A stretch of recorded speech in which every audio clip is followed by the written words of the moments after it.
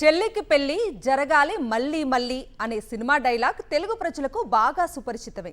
ఒకే పనిని పదే పదే చేస్తుంటే వెంటనే ఈ సినిమా డైలాగ్ వాడుతూ ఉంటారు. ఇప్పుడు ఏపీ సీఎం చంద్రబాబు తనయుడు లోకేష్ కూడా చెల్లికి పెళ్లి జరగాలి మళ్ళీ అన్నట్లుగానే వ్యవహరిస్తున్నారు. ఇంతకీ ఆయన ఏం చేశారు అనేక మీ డౌట్. అయితే వాజ్ ది స్టోరీ.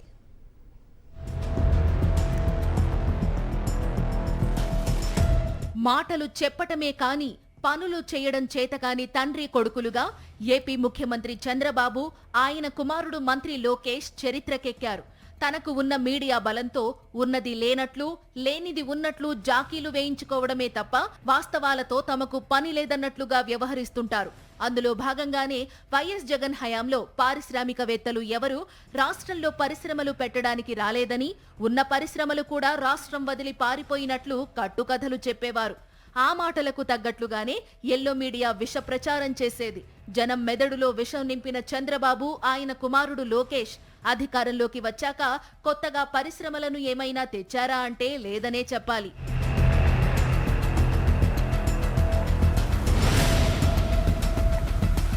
జగన్ హయాంలో వచ్చిన పరిశ్రమలను తాము తెచ్చినట్లుగా పత్రికల్లో ప్రకటనలు ఇచ్చుకుంటూ ఆ పరిశ్రమలకు శంకుస్థాపనలు, ప్రారంభోత్సవాలు చేస్తూ కాలం గడుపుతున్నారు.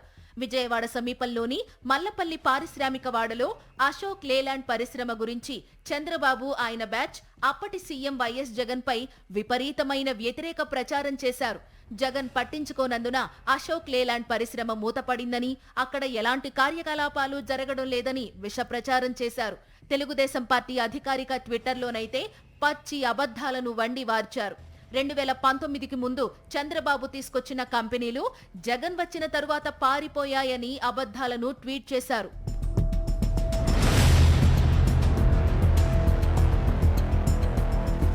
మళ్లీ చంద్రబాబు అధికారంలోకి వచ్చాకనే అశోక్ లేలాండ్ పరిశ్రమ వచ్చినట్లు పచ్చి అబద్ధాన్ని కళ్లార్పకుండా ట్వీట్ చేశారు. వాస్తవానికి అదే అశోక్ లేలాండ్ ఇటీవల నేషనల్ స్టాక్ ఎక్స్చేంజికి ఇచ్చిన నివేదికలో తాము 2021 ఫిబ్రవరి నుంచే మల్లపల్లి పారిశ్రామికవాడలో పనిచేస్తున్నట్లు చెప్పింది. అప్పటి నుంచే తాము బస్సు బాడీలను తయారు చేస్తున్నట్లు చాలా స్పష్టంగా స్టాక్ ఎక్స్చేంజికి నివేదిక ఇచ్చింది. ఆ లేఖను ఇటీవలే వైఎస్ఆర్ కాంగ్రెస్ పార్టీ కూడా బయటపెట్టింది.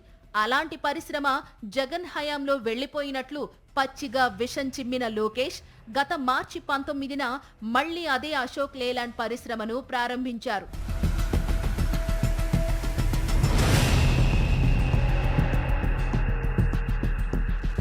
ఆల్రెడీ 4 ఏళ్ల నుంచి రన్నింగ్ లో ఉన్న పరిశ్రమకు మళ్లీ ఓపెనింగ్ ఏంటో లోకేష్కే తెలియాలి.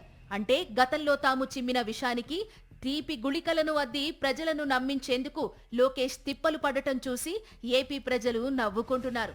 లోకేష్ వ్యవహార శైలి వలన అటు ప్రభుత్వ అధికారుల విలువైన సమయంతో పాటు అశోక్ లేలాండ్ పరిశ్రమ సమయాన్ని కూడా నష్టపరిచారు.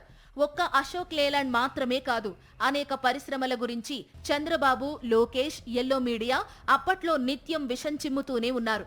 చివరికి అనంతపురం జిల్లాలోని కియా పరిశ్రమ కూడా తరలి వెళ్లబోతోందంటూ దిక్కుమాలిన ప్రచారం చేశారు.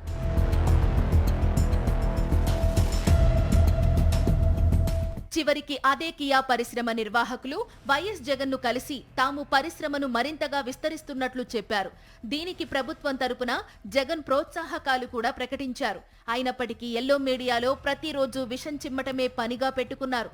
నిజానికి జగన్ హయాంలో వచ్చిన పరిశ్రమలకే ఇప్పుడు చంద్రబాబు, లోకేష్లు శంకుస్థాపనలు చేశారు. ఇటీవలే సత్యసాయి జిల్లాలో రెన్యూ పవర్ సంస్థ విండ్ పవర్ ప్రాజెక్టుకు నారా లోకేష్ శంకుస్థాపన చేశారు.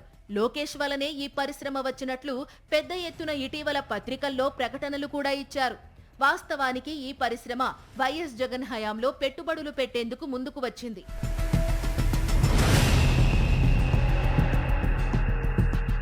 గతేడాది జనవరి 30వ తేదీన అప్పటి ముఖ్యమంత్రి వైఎస్ జగన్ అధ్యక్షతన జరిగిన ఎస్ఐపిబి సమావేశంలో ఈ మేరకు చర్చించి ఆమోదం తెలిపారు. అప్పట్లోనే భూముల కేటాయింపు మొదలుకొని పరిశ్రమ ఏర్పాటుకు కావలసిన అనుమతులు అన్నీ కూడా ఇచ్చారు. రెన్యూ విక్రమ్ శక్తి ప్రైవేట్ లిమిటెడ్ సంస్థ 3,600 కోట్ల పెట్టుబడులు పెట్టేందుకు రెడీ అవటంపై అప్పట్లో అన్ని పత్రికల్లో వార్తలు కూడా వచ్చాయి. అయినప్పటికీ లోకేష్ నిస్సిగ్గుగా తన ఖాతాలో వేసుకునేందుకు ప్రయత్నించారు. చివరికి విశాఖ రైల్వే జోన్ కు గ్రీన్ సిగ్నల్ ఇప్పించే దగ్గర నుంచి పెద్ద ఎత్తున పరిశ్రమల ఏర్పాటు వరకు జగన్ అన్ని లైన్ క్లియర్ చేస్తే ఇప్పుడు కూటమి ప్రభుత్వం తమ గొప్పతనంగా ఏమాత్రం సిగ్గు లేకుండా చెప్పుకుంటోంది. విశాఖ సమీపంలోని పూడిమడకలో 65,370 కోట్లతో NTPC green hydrogen energy hub కు వైఎస్ జగన్ ప్రభుత్వం అన్ని ఏర్పాట్లు చేసింది. ఈ ఏడాది ఫిబ్రవరి 21న ఆ సంస్థతో ఎంఓయూలు కూడా అప్పటి జగన్ ప్రభుత్వం కుదుర్చుకుంది. కానీ ఇది కూడా తమ గొప్పగా చెప్పుకుంది చంద్రబాబు ప్రభుత్వం.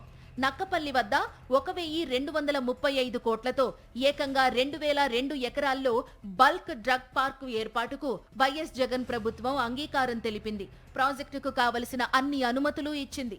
ఈ ఏడాది ఫిబ్రవరి 5న అందుకు తగిన ఒప్పందాలను కూడా ప్రభుత్వం చేసుకుంది. అయితే దీన్ని కూడా తమ ఘనతగా చంద్రబాబు చెప్పుకుంటున్నారు.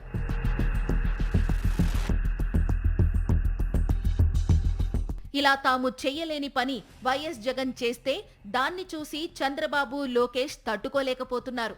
ఏదోలా జనాన్ని మభ్యపెట్టేందుకు తమ చెప్పు చేతల్లో ఉండే చిల్లర మీడియా ద్వారా తమ గురించి జాకీలు ఎత్తించుకుంటున్నారు. అశోక్ లేలాండ్ దగ్గర నుంచి నిన్న మొన్నటి రెన్యూ పవర్ ప్రాజెక్టు వరకు అనేక పరిశ్రమల విషయంలో వారు చేసిన తప్పుడు ప్రచారం తిరిగి వారికే బూమ్రాంగ్ అవుతోంది. కాస్త ఆలస్యమవుతుందేమో కానీ వాస్తవాలు ఖచ్చితంగా జనానికి తెలియడం ఖాయమనే చర్చ ఇప్పుడు రాష్ట్ర వ్యాప్తంగా జరుగుతోంది.